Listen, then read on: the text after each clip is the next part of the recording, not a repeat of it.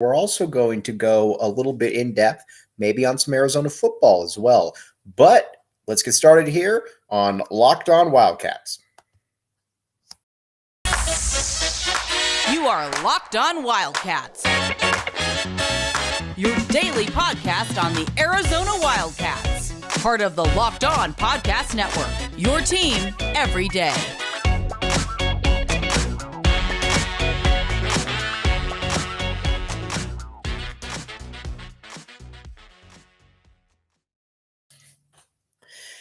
Happy Wednesday, everyone, and thanks for keeping it Locked On Wildcats. I am your host, Mike Luke. All right, now we got a lot of observations, got a lot of thoughts from Arizona Basketball Media Day. Was able to look up everybody up and down. And so, you know what? We're going to get started here, and we're going to talk about each player and what I thought, what everybody looked like.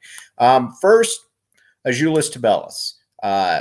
You could tell that he knows that this year is going to be big for him. And you could tell, too, that he knows that he needs to be consistently one of the best players on this team. I don't think that any of that is a surprise, but you could tell that there was definitely a little bit of a, how do I put this? A realization that Arizona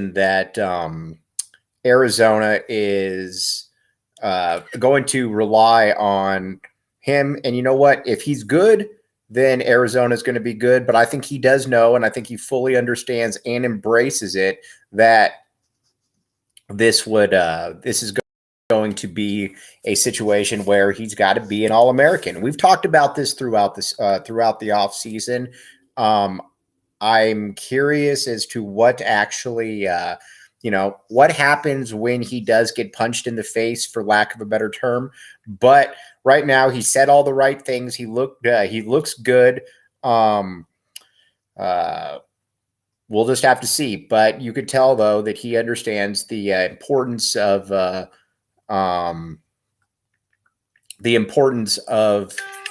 his presence out there. He's got to be big, and he's got to be able to be the one player that, when things break down, when things aren't going well, he can be the one that can step in there and, stop the tide. Look at last year. Ben Mathurin was that guy a lot of the time. Ben Mathurin was the player who, when the chips were down, you needed basket. Ben Mathurin turned out to be that guy, and that's what they need out of Azuolas Tubelis. All right, Kirk Risa, again, fun, happy-go-lucky guy. Obviously, one of the players that is one of the more well-known players on the team. Heck, one of the more well-known players in the conference. But he's also a little bit of a lightning rod, and he knows, too, that all eyes are on him, and I think he's ready for it, But, again, he's got to, and he knows it. He talked about how he's got to shoot better this year, and he feels like he's going to be in the position to be able to shoot better. And so we'll obviously find out. But another guy who said all the right things, did all the right stuff, and now it's just on him to produce. He knows that Arizona lost a lot of firepower last year with, Ben Mathurin, with Christian Coloco, with Dalen Terry, heading off to the overseas, heading professional. We'll find out where they're at this point, though. Now, the next one that we need to talk about then is Pella Larson. Pella Larson knows that there is that Tommy Lloyd has a lot of expectations for him. And, last year, Tommy Lloyd was the player that Tommy Lloyd was the guy who, said, I'm not worried about Pella, or I'm not worried about so-and-so. And he meant it, and you could tell that he meant it. Now, Pella Larson obviously proved a lot of people wrong, me included. My bad, Pella. Sorry about that. But now it's on to the next step. You've got to be able to, be an all-conference caliber guy. And by an all-conference caliber player, I mean somebody who can, again, somebody who can stem the tide. And when, Arizona's struggling or whatever the case may be, you can put him in there and he's going to be able to, again, stop the tide or stem the tide right there. So we'll find out if he can do that, but he looks fantastic. He looks much thinner than he did last year at this point. He looks a little bouncier. Excited to see exactly what he can do. But, again, if you're just looking at the eye test, he certainly passes the eye test about being in better shape, which is understandable because remember, he was dealing with a foot injury last year, a foot injury that cost him quite a bit of time. So again, we'll find out what he can do, what he's made of. But I'm enthused by the possibilities that he does bring to the equation. I do think though that some people are maybe getting a little ahead of themselves when it comes to Pella Larson, mainly because I just don't see the ability to be able to break off the dribble, but Pella said, you know what? I'm going to be able to do that. I'm going to be able to take more of an offensive load this year. And so we'll find out what he can do right there. Then the next guy, Oumar Ballo. Big Umar. If there's anybody that physically looks more improved than Oumar Ballo from last season, I haven't seen it. I don't know. And that person is certainly not on the Arizona roster. Last year, Ballo was a player who, he came in and he was kind of a force of nature. Again, it's not like he was, the best player that anybody's ever seen out there, but he was also a player who, made a good impact, made a much bigger impact than I certainly thought that he was going to make. And so that, obviously that was interesting, but what's that next step for him then? That next step was getting into better shape, getting lighter on his feet, and he's been able to do that. And that is a big, big testament to him. You look at him now, and I kid you not, he's got, and if you saw him at the Red-Blue game, you can tell he's leaned out, he's buff, he's muscular, he looks great. Now, will he be able to play in more of an up-tempo type style? Will he be able to play in a quicker type system?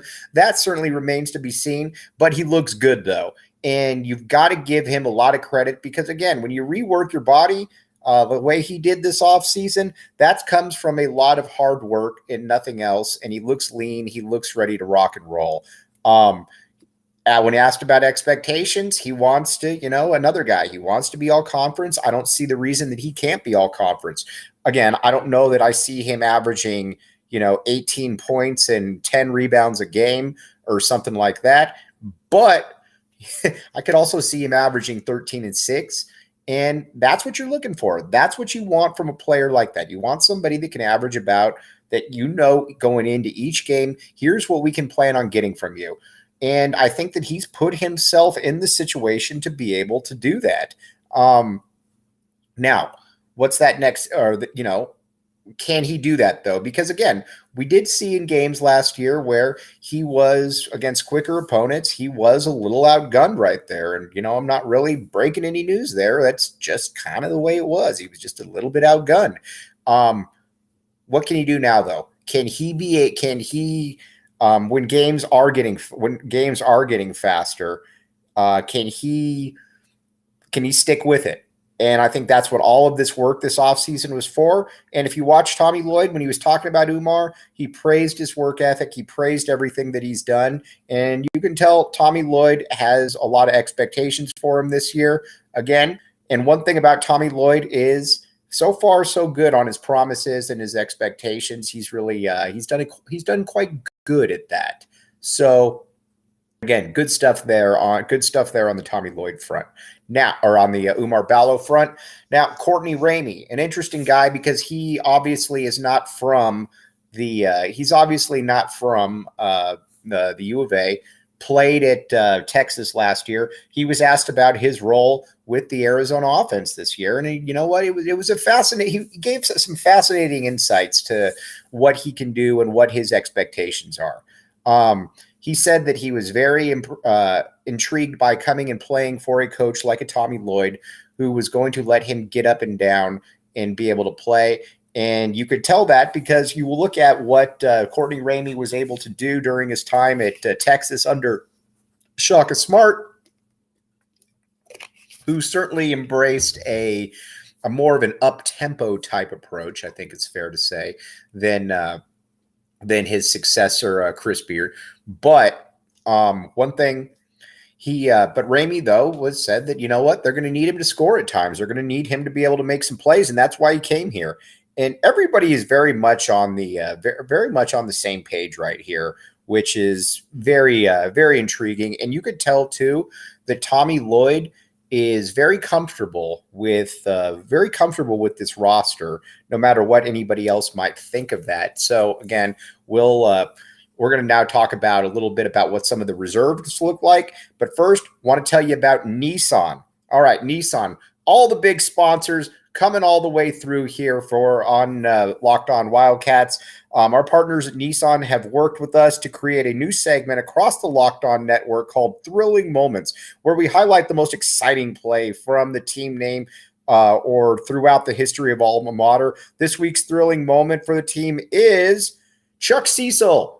From 1986, Arizona, probably the play of Arizona history in the Territorial Cup, returns a pick six all the way, game-sealing touchdown, Chuck Cecil. And got to remember that this segment has been inspired by the thrilling new designs featured across Nissan's new group of vehicles. Pursue what thrills you and all the Frontiers Armada Pathfinder today, available now at nissanusa.com. We're going to take a quick break. We'll be right back with you, and we're going to talk about how some of the other players on Arizona looked.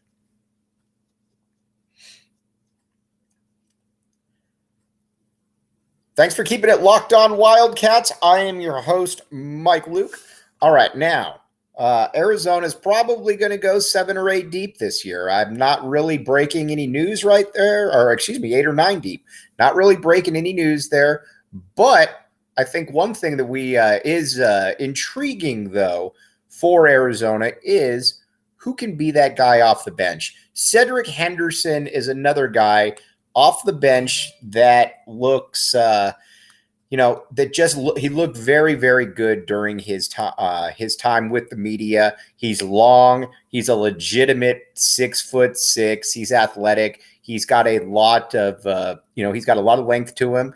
And he was asked about what his role is, and he said, my role is to come in here and basically do what Coach Lloyd wants. Again, that is that can be a kind of a catchphrase for pretty much anybody right there. But one thing about him, though, is that he means it. He said, he talked about it. I could have stayed at Campbell and I could have continued to have been that guy. But I wanted to, see what else I could do and see what else I could do out there. And that's why I came to the U of A. And he said, one thing that was very exciting to me is that Tommy Lloyd's got a great track record when it comes to transfers. He lets them play. And honestly, Arizona, it goes without saying what they did last year. And I wanted to be part of that. When you get transfers like him, you want guys that are built in. You want guys that come in and want to be at the U of A, want to back the A, for lack of a better term. And I think that you have that in Cedric Henderson. I don't see him starting. I think he's a good player. I really do. But I don't necessarily see him because I just don't know where he's going to start. I think he's going to play a lot, but I think that Pella Larson pretty much has a spot reserved right there. I don't think Courtney Ramey is coming off the bench, but Henderson strikes me as the guy who's going to be able to come in there and he's gonna outperform expectations. But I just don't think that he's going to be a starter, and that honestly is not a bad thing at all if he's not a starter. But that also means because he's proven it. We've talked about it before. At Duke, he showed that he can be at Duke, he showed that he's the player who can, that looks the part against Power 5 opponents. That's the best way that I can put it right there. but I think he's going to be able to be a defender. Maybe he can replace a little bit of Dalen Terry's playmaking. We'll find out, but he was very impressive, and he looked like he certainly looked like he belongs out there. Now, another guy too to keep a really close eye on, Henry Vsar. Looking at big Henry up close. Henry's a big dude. You don't really realize how big he is until you're like right next to him, but then you do realize that, whoa, this guy's big, and it's going to be up to the U of A coaching staff to be able to continue to improve his strength, but he's got really broad shoulders. You notice that initially. He's got a body that was made to play basketball. He does. And we'll find out exactly, how far along he is. Again, when you look at him physically, he looks more like a 2-year type guy to me, maybe a 3-year type player. And again, there is absolutely nothing wrong with that. But it does look like it'll take him a little bit of time, but I'm all right with that. I think that he'll get there. I think it's just going to take him a little bit of time. But again, I do think that he's going to get there. But physically, it looks great, though. Very impressed by what I saw. All right. Now, I want to tell you a little bit about the BetOnline Sportsbook. This is where you're going. I told you before the year that Arizona was going to cover that 2.5 wins. And you know what? If you are on the BetOnline Sportsbook, that's where you should be. The BetOnline Sportsbook is absolutely the easiest place. Everyone knows how to navigate it. There's no surprises with it because it's easy. And you know what? You can get props, you can get futures, you can get everything you want in the BetOnline Sportsbook. Check it out. Again, that's the place that you want to be. And we're going to be right back with you breaking down other observations from Media Day.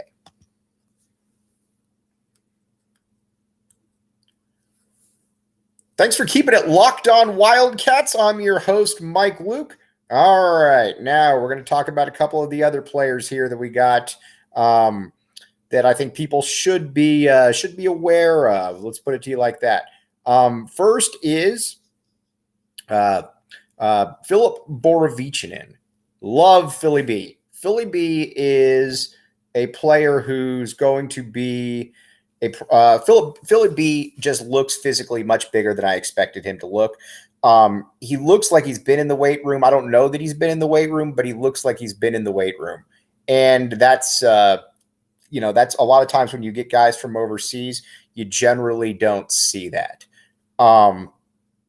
But that's kind of now, how does he move? I actually thought he might have been a little bit more fluid than he's shown. Brad Alice made this point, but up close, he's every bit of 6'8", 6'9", and he's incredibly well. And he's, like I said, he's incredibly well put together. So we'll find out about that.